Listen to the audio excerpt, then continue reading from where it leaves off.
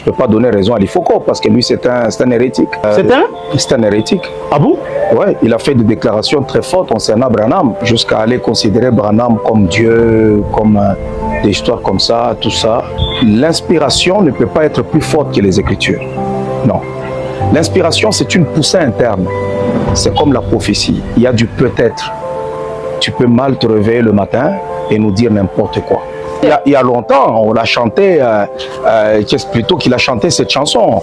L'inspiration, c'est le monde de Dieu, elle vient de la voûte céleste, elle est plus forte que les Écritures. Non. Et là, il donne beaucoup d'exemples en se basant sur la Bible, comment Moïse est allé épouser une femme éthiopienne, alors que cela était interdit dans la loi. Joseph a épousé aussi une femme étrangère. Abraham a épousé une femme étrangère. Ketura, c'est une femme étrangère. Il y a des moments où, lorsque nous disons certaines choses, il ne faut pas oublier le contexte. C'est une belle mélodie, mais ça ne veut rien dire. C'est tout. C'est l'Ifoko qui confond révélation et inspiration. Il confond. Il faut qu'il comprenne d'abord la définition d'une inspiration bibliquement et la définition de la révélation sur le plan biblique.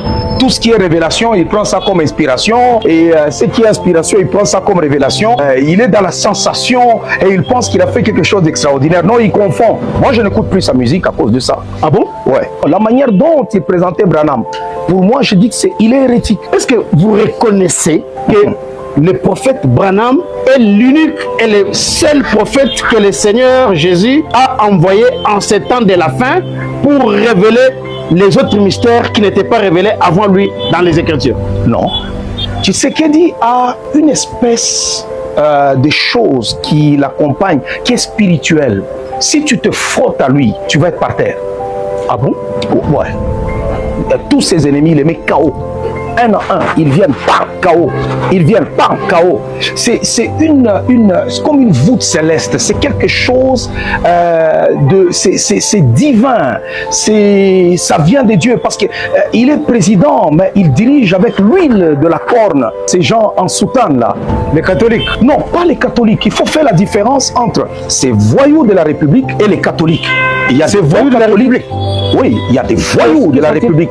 Les Cholés, les Ambongo, les Mouteba sont des voyous de notre République. Si un pasteur tenait le discours des Cholés, qui avait même appelé à l'insurrection, aujourd'hui il serait aux arrêts. Il y a des gens qui sont arrêtés, des généraux qui sont arrêtés, des journalistes qui sont arrêtés parce qu'ils ont déplacé le langage. Mais Cholé se permet tout en temps de guerre. Tout.